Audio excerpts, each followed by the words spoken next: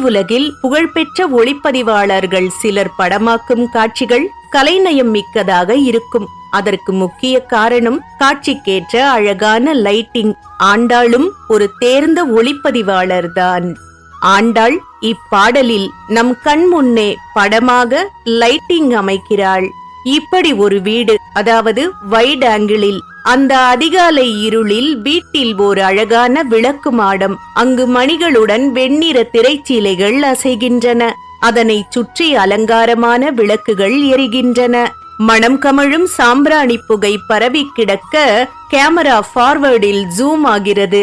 இலவம் பஞ்சு மெத்தையில் உறங்கிக் கொண்டு இருக்கிறாள் ஒருத்தி. அப்படியே இந்த காட்சியை கற்பனை செய்து பார்த்தால், அடடா, அழகான ஒரு திரைப்பட காட்சி போலல்லவா இருக்கிறது. ஆண்டாள் ரசனையின் ராணி. அவளது அழகியல் மிகுந்த பார்வை பாசுரங்களின் பல இடங்களில் பிரதிபலிக்கும். வார்த்தைகளிலேயே இந்த காட்சியை அமைத்த அவள் திறனை பாருங்கள். வளமான கற்பனை, ஆழ்ந்த ரசனை, கண்ணன் மேல் கொண்ட அளவிலா காதல், அத்தனையும் விளங்கும். இங்கே இந்த காட்சியை நிறுத்திவிட்டு அடுத்த ஷாட் அப்படியே கதவிற்கு இந்த பக்கம் நாம் மாற்றுவோம். அங்கே தினமும் இந்த வீட்டிற்கு வரும் அப்பெண்ணின் தோழிகள் கதவுக்கு வெளியில் இருந்து இவளை கூப்பிட்டு எழுப்புகிறார்கள். மாமன் மகளே, என்ன உறக்கம்? மணிக்கதவின் தாழை திறந்துவிடு. அட மாமியே, நீ உன் மகளை எழுப்ப மாட்டாயா? உன் மகள் என்ன பேசா மடந்தையா? செவித்திறன் அற்றவளா? மயங்கி கிடக்கிறாளே. யாராவது அவளை மந்திரத்தால் மயக்கிவிட்டார்களா?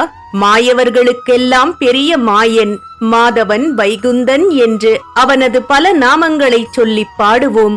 அவளை சீக்கிரம் எழுப்பு. திருப்பாவை 9ஆம் நாள் பாடல்.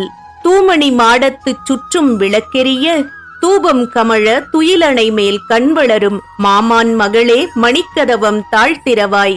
மாமீர் அவளை எழுப்பீரோ? உன்மகள்தான் ஊமையோ அன்றி செவிடோ அனந்தலோ?